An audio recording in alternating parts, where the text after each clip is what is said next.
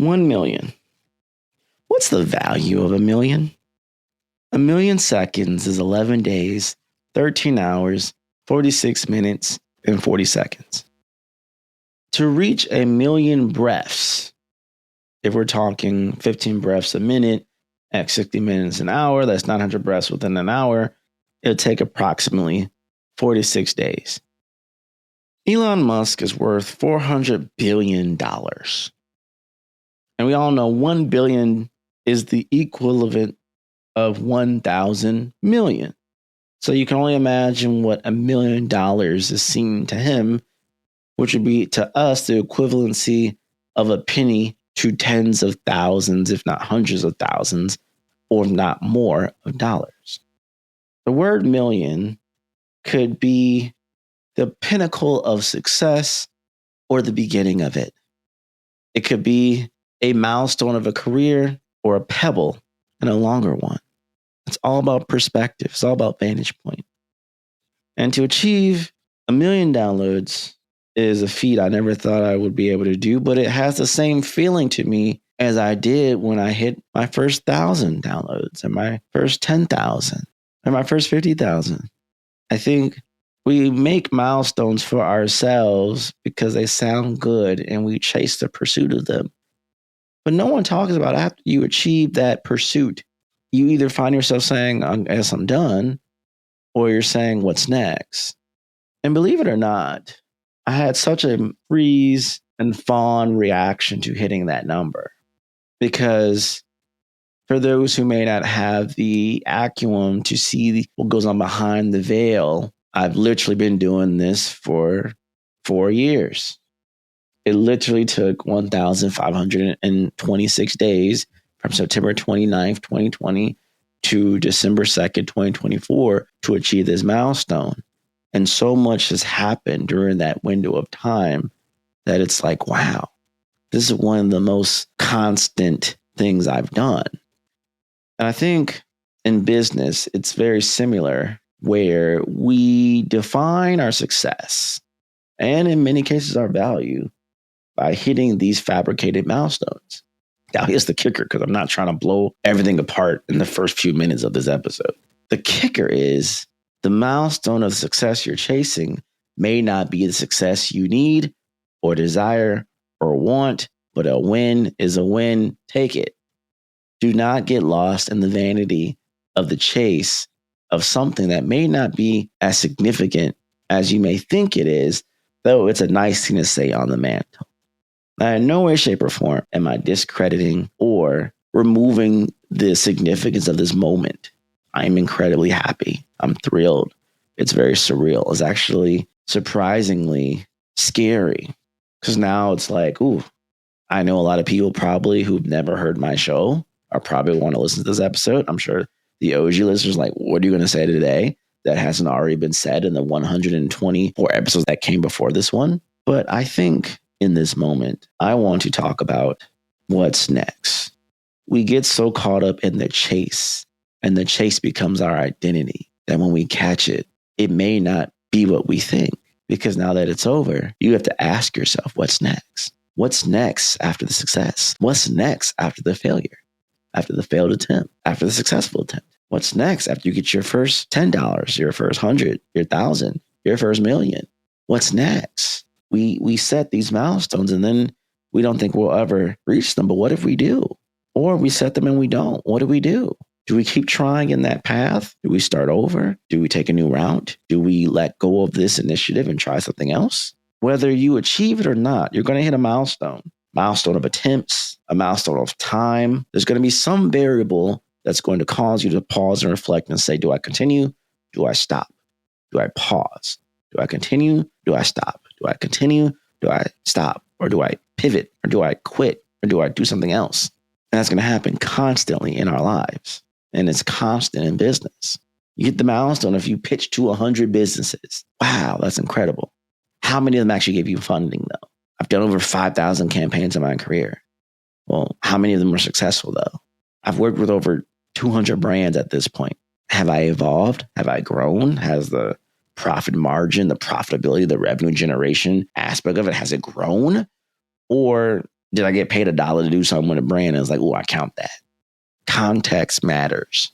It's not just enough to chase the vanity of the number to say, oh, look what I did in this high quantity value. Hey, you might have pitched to 1 million businesses and didn't close one, but I pitched to 1 million businesses. You see, we can take the number and align it however way we choose to either propel a certain narrative or repel a certain narrative. And my challenge to you on this episode, since we're so obsessed with my million at the moment, but I digress, what is the million you're chasing? How long have you been doing what you've been doing, and have you reached the goal on what you're doing? Are you happy? I want to know the backstory. I want to know, did you get where you wanted to go? Did you get what you got? And then once you got it, did you get something else? Or what do you do? How does it feel? I got asked a lot. How does it feel, Troy? How does it feel? And I don't know. I'm still processing. It's surreal. I'm told it's such a significant quantitative number. Like, oh my goodness. Again, as I've alluded to, if you just want to celebrate achieving 1 million of anything, if you take 1 million breaths, it's going to take about 50 days. After 50 days, you can say, hey, I took 1 million breaths. Awesome. Probably more if you exercise. As I'm thinking about this and working through this in real time, I think the episode should be called Chasing the Million. But chasing the million isn't a literal sense. It's a metaphorical sense with the literal context of whatever you're chasing that feels like 1 million to you. What's the plan after you get it? And if you feel like it's too far away within your reach, why? Is it something I need to do?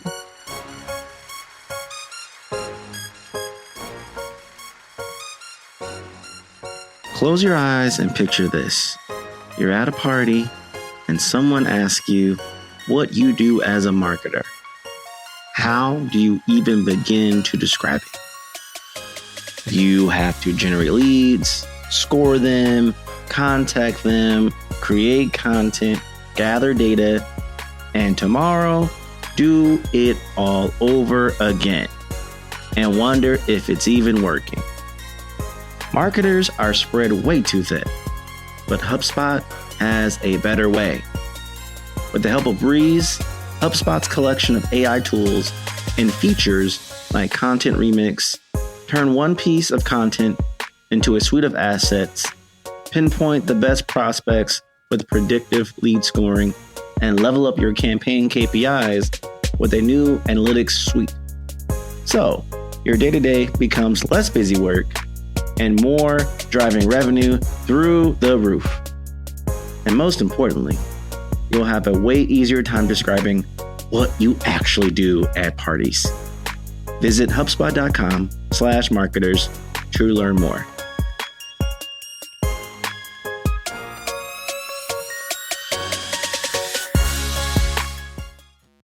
The journey of 4 years, 2 months, and 5 days equates to 1,526 days, or 36,624 hours. That is the duration between being at 0 downloads when I started this podcast, September 29th of 2020, during the pandemic, of course, to Tuesday, December 2nd, hitting that exact goal of reaching over 1 million downloads. I could say it's a testament to the countless hours of dedication and effort that goes into achieving what might seem like overnight success. I could reflect on that journey and talk about, I've hit 1 million downloads. Here's all the lessons that I've learned. I could express, you have to be very rigorous and disciplined to achieve this goal and blah, blah, blah, blah, blah. Well, honestly, I'm not going to go that route necessarily. Sure, it's an accomplishment. It's something I never thought I would achieve. And it always seems like that in hindsight. When you're chasing the pursuit of the goal versus actually achieving the goal and being like, okay, what do I do now? I promise you it's a whole different situation. But I know many people were waiting for this episode. And I'm sorry, I've been sitting here contemplating what in the world do I talk about? And you think, as you do podcasting or you do anything over and over and over again, you either always have something to say or always have something to do or create, or you don't and you're stuck. I think some people think when you hit a certain plateau as a creator, you become a machine in so many words. You would aspire to be like Mr. Beast and just be a creating juggernaut. But even people like him brings in other people to help facilitate, plan, and drive those things, and then have those gaps of rest and break and tranquility. I sit with this and I think about what went on in my life between September 29th, 2020 to December 2nd, 2024. And quite frankly, it's a lot. In that time frame, I've probably held 5 to 6 to 7 jobs. I've probably worked on so many campaigns. I've worked with at least 15 startups during that time. I've helped at least 250 to 300 small businesses during that time. I wrote a book during that time. I've spoken on some of the biggest stages of my life during that time. I moved during that time. There's so many things that happened in the confines of me also creating this at a pace that to me is dedication, that others may be like, that ain't dedication. No, I didn't create a podcast episode every day. No, there was seasons where I didn't create for a good minute. Now, some people have a methodic system where, hey, we're going to do a whole season. I'm going to knock this out in like a month and then schedule up for the next 3 months. And I wish I could be like that. I wish life would allow me the fortitude and the time, the commitment, and in some cases, the money and the planning to output and outsource that. I never had the luxury. As many of you who are OG listeners know, this podcast experience for the first 100 episodes was a solo hosted, produced, singularity type show. Looking back in hindsight, that's probably one of the reasons I was able to actually continue this podcast experience to hit that milestone. Because I know, though it is easier to have co-hosts and have guests on because you're not carrying the weight of the show, you're also constrained by booking guests, getting locked in, coordinating schedules that requires more editing, more finessing, more research, more details, more planning, more execution. All I'm saying is there's a million ways to get to this 1,000,000+ milestone. Who am I to tell you the exact formula or way? It's nothing sexy. It's nothing deep. It's nothing you couldn't just Google it, ChatGPT it, Gemini it, Claude it, whatever AI tool you want to use, whatever search engine you want to use, whether it's TikTok, Reddit, whatever. Everyone's going to give you, here's how to do XYZ in a condensed way. So the question is, why are you listening to me? That was the question. When I hit this number, I'm thinking to myself, what would compel someone to listen to me? Maybe that's only once for 10 minutes, one episode, or you have listened to every single episode in my podcast library. And for that, if that's you, tag me on social media at FindTroy, all platforms, and let me know that you've done that. I would love to have you on the show. Let's do a round robin of people. You can submit voice messages to me that of questions I could answer, or if the story is compelling enough, let's have a conversation. Let's make a special out of it.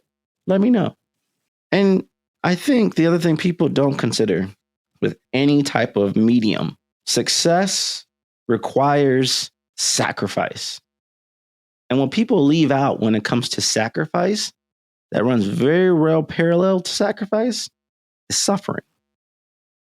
Now, nobody likes to suffer. Nobody likes to struggle. Nobody likes to have conflict, barriers, friction, tension, resistance, none of it. But it's required to refine us. Do you really want this thing?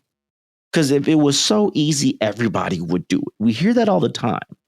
And yet we complain constantly about the challenges and the obstacles and the difficulties. What is the point? You are not a podcaster. You are not a creator of any type. If you start doing something that at least 100 times you're asking yourself, what is the point? If you're an entrepreneur, you're trying to grow your business, start your campaign, start your fashion line, start your show, go to law school, become an accountant. Goodness gracious. At some point, you're going to ask yourself, what's the point? You're going to even forget the goal and the reasoning behind why you're doing it. It's in the moments that You want to be done. You want to quit. It doesn't matter to you. And you do it anyway. That separates you from others that fail. You know how many people told me my podcast was stupid? The name was stupid. Your premise was stupid. All of it. I can't tell you how many times I've been so excited to talk to people about my podcast and they could care two left feet about it. And I'm sure if you told people your passions, your dreams, your goals, hey, I'm trying to grow this business. Hey, I'm trying to get funding. Hey, I'm trying to launch this show. I'm trying to launch this brand. I'm trying to do this thing. I'm trying to be a first generational graduate, whatever the case might be. And you're going to hit immediate resistance. No. The difference between people who are successful in whatever medium they choose, beyond navigating suffering and embracing the ability of sacrifice, is pursuing even when you're tired, doing even when you keep hearing the word no. At this point in my life, in my career, I must admit, I'm a little desensitized to the word no. It doesn't have as much weight as it used to on my psyche, nor does it waver my resolve as much as it used to as well. And I think that's just in doing the reps. When you're approaching a business, there's a million things. I know, I digress. There's so many things that impact the possibility of success. And depending on who you are as a person, you may hyper focus on that. But what we forget or don't consider, how many opportunities there are for success. The possibility of success may be very marginal, but the opportunities, if this do work, is going to be astronomical. We already know it's going to be hard. That's a given. So why am I adding more power to the difficulty that's going to come with this just because? And I'll tell you this, because I want to be as real and transparent as humanly possible. I think sometimes when we look through the lens of social media, or the lens of what people are showing their best selves, they want to create, we talk about this all the time on the show, perception versus perspective, brand positioning. What people see you as, that's who you are until proven otherwise. And is it to your benefit or to your downfall? You have to position yourself properly. We get that. But when you're seeing so much on social media, we tend to forget. Most times people are going to put their best selves online to create the persona they need to activate the opportunities or the possibilities thereof. It's challenging. It's difficult, right? And I've had in this whole week of relishing in the celebration of the milestone, I have had people who have been out of my life for more than half of my life congratulate me on this milestone. I've had people think because I've hit this milestone, I am financially well off and super duper successful from the confines of he made it. And to be clear, multiple truths can be the same at the same time. You can be very successful in a certain career path and be without a job. You can be very intelligent, but maybe struggle in taking tests. You could be at your peak physical fitness and fail on the one play that separated you from a state, college, or even national championship. Outcomes of achievement does not mean every other component in someone's life is also at that same level of heightened success or desire. Look at the one percenters. You want to talk about celebrities, athletes, thought leaders, top business people. They're at the pinnacle of society, of achievement, and they still have their struggles. There's things they still want and they don't even have that they want, that they pursue. And if you ain't in that space, you may not be able to grasp it, but stay with me here. I have been unemployed, technically speaking, for 16 months. Now, you may think, well, Troy, you're So talented, we look at your bio on your about page of your website. We search you on the internet and you have a knowledge panel and you've done a book and you've done all of these things. You've achieved all of these milestones, right? That doesn't absolve me of struggles and challenges. That doesn't relinquish certain things that may come up. And that's where we must understand, looking through the lens of social media and understanding perception versus perspective and knowing how to look at things with a grain of salt is simply this. We as humans wear so many hats.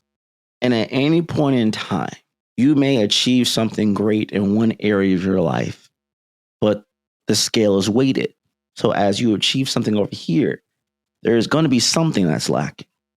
You will never be able to hold everything up by yourself simultaneously at the peak level in every area of your life.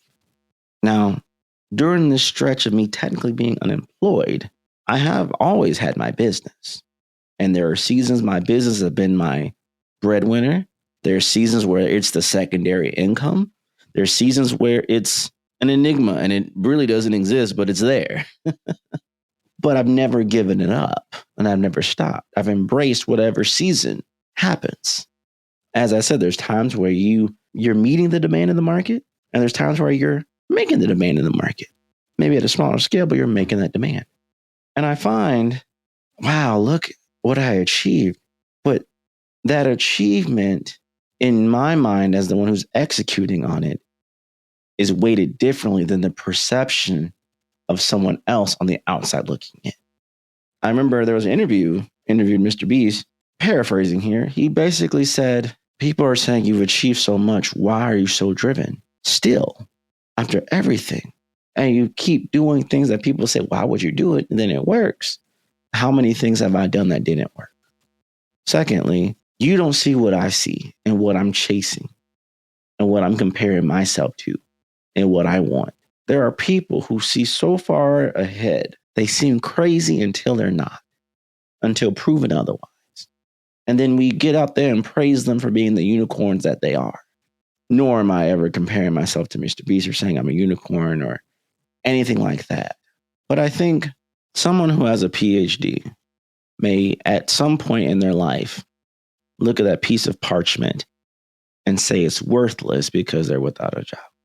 Some people who just sacrificed everything for years to get it would be like, this is the highlight of my life and my career at this moment. Both are true at the same time. It's the perspective, it's the vantage point, it's the parallels that sometimes are missed. Well, Troy, you've done 1 million downloads. Like, let's be more pomp and circumstance. Why are you going this angle in this direction? Well, for those who know me very well, you know I am one who is in tune with my emotions. And as much as I'm grateful to every person who's ever listened to my podcast, I also want to give perspective of pursuing the achievement and not being done. What's up, digital world? You're listening to the I Digress audio experience with Troy Sandidge. Social media, marketing, storytelling, business, culture, and more. Coming to you in 3, 2, 1. You know, one thing you learn to do the more you create, especially as a podcaster and in the stylistic choices that I've done as a solo host, experience and 99.9% me as my own voice being heard, you learn how to get comfortable in the silence, in the literal silence, and in the loud silence. The loud silence being when everything's super duper quiet, you get to hear the internal revolutions of your brain, what matters, fears, insecurities, thoughts, goals, desires, stress, task of the day, reminders, all of these things. And you're trying to focus in this moment to say something of merit that you probably think isn't going to matter to anyone, but you do it anyway. You edit it and you hit send, hoping people will listen. Bonus points if they listen and at some point interact with you or validate or confirm with you, hey, that was dope. That was a great episode. I needed to hear that. And I think a lot of people, if we were doing a ask me anything type of situation and they'd be like, hey, what's one thing you've learned as a podcaster who's achieved this amount of success? Is you'd be surprised the little amount of people who actually do what we ask you to do on this, over this mic. We ask people to leave reviews so we can rank higher. We ask people to share, to mention a tag. We ask people to give us input and insights on these things. And quite frankly, it's like 0.0001% of the listeners who would actually take the activation to do it. It's the same correlation when only 5% of people who actually have a bad experience with a product or a business or a restaurant or a service of any type actually take the initiative to let you know. And so we may think as business owners, or maybe you as a restaurant owner or whatever the case might be, we have a 95% success rate of happiness of those who've experienced this. That's not true. Only 5% of the people actually had the gall or the experience was so bad that they had to leave the review, that they had to let someone know, like, don't ever go there again. Don't buy the product again. But there could be more people. Only 5% actually took the initiative to actually care. Other people cut their losses and they were done. Flipping that, a lot of people clearly have listened to the show, which I'm grateful for. That doesn't mean that translates to the same equivalency of people who are actively going to do what I asked to do. And I think we need to separate what we see as digital imprint of data to the actuality of the human element and the overlap. I know for a fact my podcast reaches 50,000 business owners, marketers, creators, entrepreneurs monthly. I also know for a fact that my listenership is 60% female, 40% who identify as male. I also know for a fact that I have a wide net of different age groups that listen to this podcast for various different reasons. I also know there's a subset of people who only listen because they know of me back in the day, or had one interaction with me, or heard me on stage one time, or went to a virtual talk that I did. And from that one moment, I'm going to listen to your show, which I'm also very grateful. But in the context of that data, and knowing that data, and having had the opportunity to work with some Fortune 100 brands on the show, or perpendicular to the show, or adjacent to the show, or because of the show, I was reached out to for certain activities and things in the hopes and initiatives of collaborating with them to drive more awareness and people over to them to buy their products, their services. And you know how it goes in the creator economy and the influential marketing world. The numbers off social media doesn't always correlate to the numbers that will become revenue drivers. And the moment you get that, you can bring down your notches a little bit.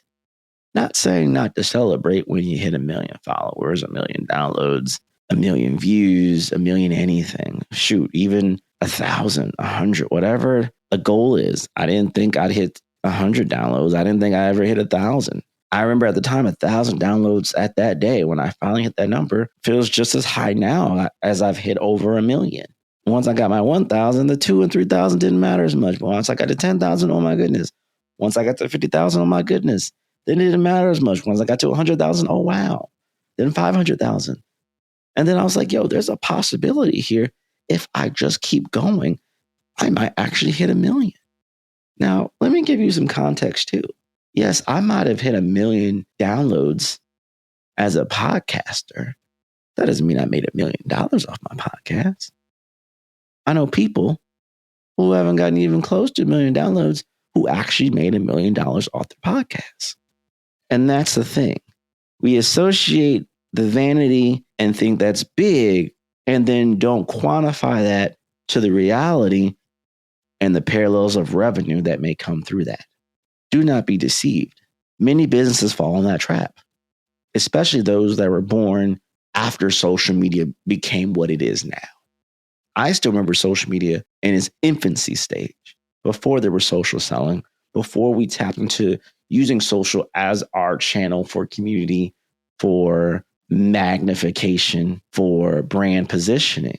But now that we have 5+ generations in the workforce, and a generation that has been solely built from the moment they came into the world, social, digital, internet is now the way, the truth, and the life of our natural flow of communication.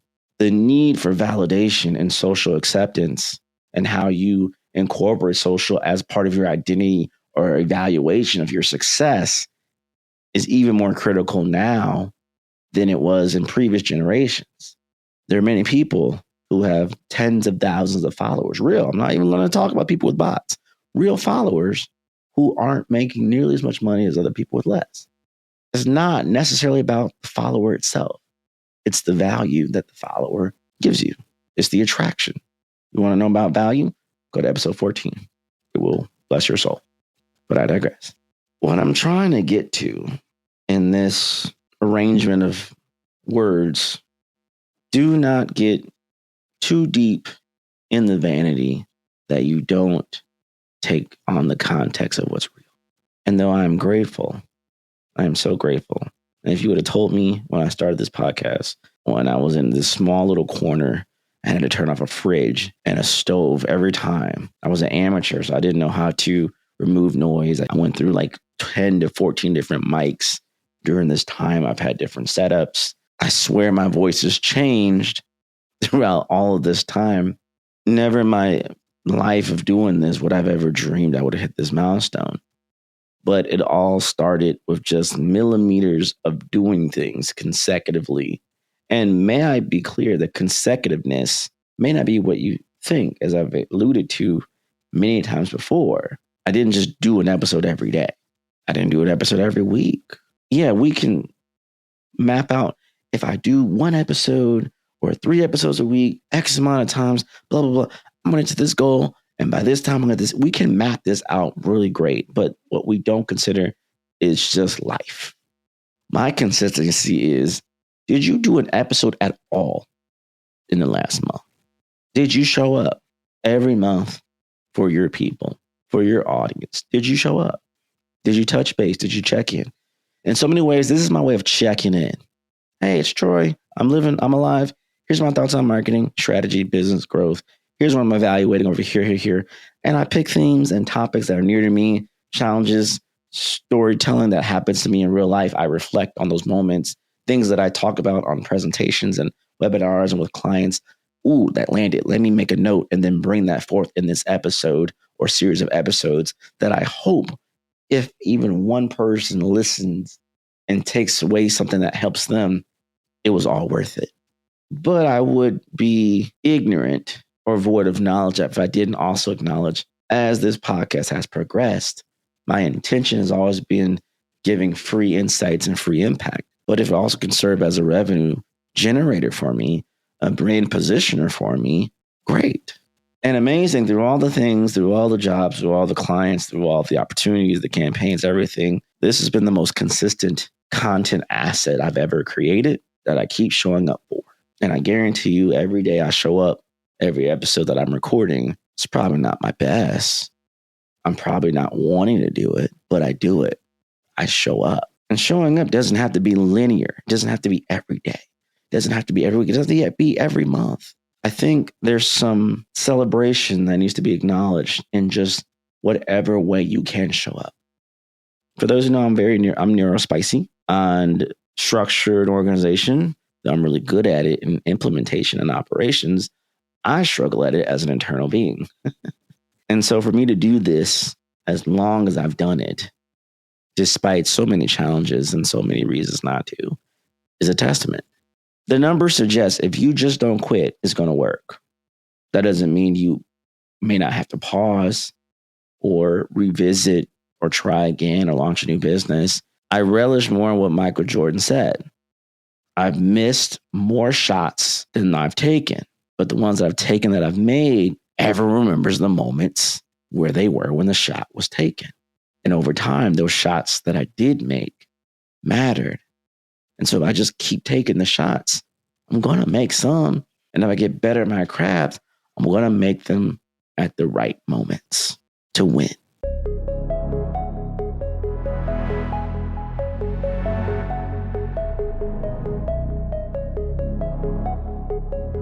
Have you ever wondered what goes on in the mind of top creators like Mr. Beast and Logan Paul and Danny Duncan and so many others in the creator economy? Well, Created with John Uche tackles all of this. Created, hosted by John Uche, is brought to you by the HubSpot Podcast Network, the audio destination for business professionals. Created gives an inside look at how to build a business as a creator, improve your creative process, and stay ahead of the latest content trends. John Uche, who's ex-YouTube and an Instagram employee, breaks down the creator economy with guests like Mr. Beast, Paris Hilton, Jason Derulo, Jake Paul, Logan Paul, George Lopez, and so many others, covering episodes like Meet YouTube's richest 12-year-old employee, Ryan's World, to talking about so many different parallels in the creator economy and beyond. He's done over 300 million views, and so he has very well merit, and his guests have done in the millions and billions of views in the creator economy. If you're someone who's trying to learn and master how to evolve and be a better creator in today's society, go check out Created. Listen to Created wherever you get your podcasts.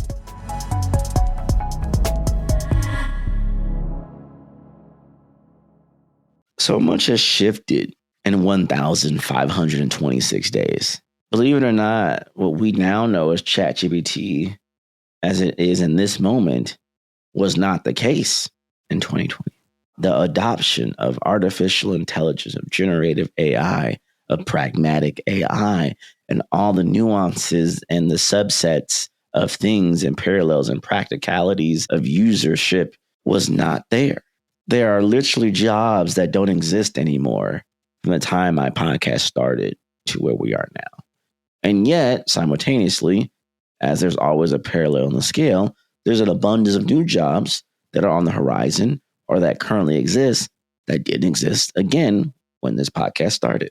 You see, marketing ultimately is a dance between psychology, sociology, and anthropology, and understanding the audiences better, understanding the technology and the mediums, the players, how we consume, how we interact, what drives consumption, what drives people to buy, but also what drives people to maintain buyers. Marketing has to do that dance. It's dancing with the technology, it's dancing with the platforms, it's dancing with the communications, dancing with the culture of this is what's in, this is what is now out.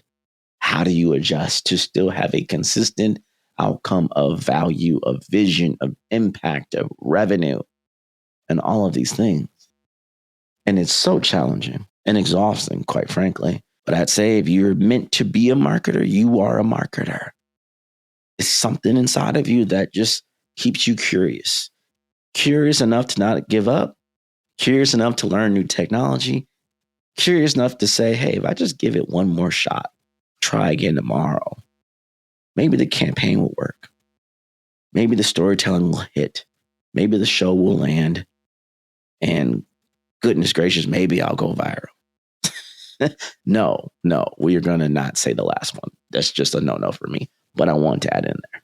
You know, I remember when I was really getting early on with the podcast, I used to think, man, you must really love to hear yourself talk to be a podcaster. And oh, was I wrong? It took me a long time to love the nuances of my voice. Like, for real. It was a struggle to actually hear my voice play back to me because I'm like, do I sound like that? The inflections of my voice, the tonality, how I breathe, how I emphasize certain words, the plausibles, all of that will drive you crazy if you've ever edited your own stuff. And so there's this love-hate relationship, but also this over time knowing, ooh, keep that pause. Ooh, he's going to talk really fast. Now he's going to talk really slow. Now he's going to get very soft. Now he's going to be very bold and strong. And you learn how to, through only your voice, project a visual representation of what you're talking about. For those who really know me, you're probably knowing in this moment I'm moving my hands. Of course. There's other times I'm sitting still. I can tell he's just in a deeper, slower, calmer sensation. But through this process, through this practice, it's amazing to me, and it's very true. You apply X amount of time daily into a certain thing, you are bound to be good at it. You are bound to be at least better at it than most. I still laugh when people think they need all of the equipment, all of the things to get stronger, when someone will literally say, just give me 100 push-ups a day and just do that for 6 months. See what happens. I got more people asking me, Troy, what's the success to be a great podcaster? I still don't know. I think you just keep doing it enough, you're bound to create more opportunities for success to happen. That's what I think. I think the other thing is be adaptable, be prepared, be open, and quite frankly, be yourself. To this day, I'm sure a lot of listeners don't understand why the show is called I Digress. I'm a man of many thoughts, many ideas. I go on tons of tangents. And I'm saying I digress a lot. But as a marketer, you probably think, well, that doesn't correlate to marketing or strategy or business or revenue ops or anything like that. I would have called it this. You're known as a strategy hacker. This should have been called, the strategy hacker experience or something like that. You missed out. And you know what's funny? I always think to when people name something, until that name had value and merit, we can never imagine a Mustang not called a Mustang or a Camaro or a Ferrari not called those things. We look at certain celebrities, certain athletes, Kobe Bean Bryant, we can't phantom that person being named anything else other than that. But the weight, the value, the merit, and the perception, the perspective of the people who are identifying, understanding it, Diary of a CEO. This could have been something else. It could have been Code Black Business or something. But until the effort of the created thing, of the business, of the medium, of whatever, has enough association value to it that was synonymous with it, now we're like, yeah, I can't imagine a show not being called anything else but that. And that's partially brand positioning, but also just consistently doing whatever it is to move something forward. I think one of my good friends, Scott, who's a fellow podcaster, great mentor, great kindred spirit, and someone who I guarantee is going to be on the show at some point, commented when I announced I hit the 1 million downloads and everything. Well, I'm cheering you on. I'm so proud of you. And I can't wait till you hit 10 million. Or he might even said 100 million. I laughed. And I'm like, don't you do this to me. I'm a high achiever. Let me sit in this moment. I'm going to think, ooh, yeah, let me go get 10 million downloads now. Let's do this. I think sometimes people don't realize, and I'm working on this because I am a recovering person who doesn't know how to do this just yet, but I'm being vulnerable here. Sometimes we have to relish the achievement and learn how to say that's enough instead of being in a perpetual state of constantly pursuing. Because again, success runs parallel with sacrifice, and what runs parallel with sacrifice is suffering. There's always a counterpart that's being left off. And we can do these things in sprints, even in marathons. When that becomes a perpetual habit of choice, and there's no breaks, and there's no rest, and there's no reprioritization of other factors of your life, other identities that you have beyond this one, the ones that you're focusing on right now in a hyper-focused way, you lose out on things. I can't tell you how many things I've lost out on in the late nights, the early mornings, the weekends, recording and then editing and then posting my episodes in the hopes that people who I don't even know listen and find value, who may not even tell you it was valuable. And then I do it all over again to do the same thing in the hopes of what? Achieving a goal. What's the goal? Make a bigger impact than how I left it. The initial goal of the podcast was always, hey, I think if I shared about marketing initially, then it evolved to strategy, business, growth, sales, revenue, psychology, sociology, whatever came to my mind in the evolution of my development and growth and ideas that I then condensed through my mind, through my mouth, through this mic, through my computer, in which I edit, distribute to you on whatever channel you're listening from, engaging with, in the hopes that it impacts you. All those things happen as a ripple effect. And the goal is, as long as the ripples still make impact, I will do this show until either life circumstances or other external factors or internal factors tell me otherwise. But when is enough? When do you say the show's over? When do you say, hey, let's try something else? I do want to thank so many people: JP, Julian, Alana, Marie, Carly, so many people on the network, so many people who have touched base with me on my show: Omar, Brian, Scott, my family, my wife, so many people to thank. And even still, it seems very surreal. It seems very surprising. You know, with change to success, with achievement requires you to evolve. I had to be a better orator. I have to be better at SEO. I have to be better at positioning and entertainment and considering other things beyond what I know to talk about to garnish a wider audience, to maybe listen and grow this community to even get close to achieving the number I've achieved. From episode 1 to episode 125, there's been this massive evolution of Troy Sandidge, evolution of I Digress, evolution of what we talk about, when, the stylistics, the approach, all of it. And yet, I'm at the mercy of whoever chooses on their phone, on their computer, their iPad, their smart speaker to say, listen to the episode, and then listen, and then retain, and then give me feedback, or all those who want to give me feedback, for me to then consider and adjust the quality, the theme, the topic, the tone, all of it, in the hopes that I get better at it. And I think when you leave yourself open for people to then give you feedback, and then you adjust based off that feedback, you're allowing yourself to grow. If you stay the same, you're not going to grow. You're not going to evolve. I think one of the hardest things to chase is acknowledge the chase of itself is nothing. To say I'm chasing $1 million, to say I'm chasing growing a business, a new business to $1 million business, to say I'm chasing, I want 20 new clients in Q1 of 2025. The chase is only as valuable as you are actually getting closer in proximity towards your goal. And the goal is worth the value of the sacrifice of the chase of itself. You see, the destination and the chase, they're the yin and the yang.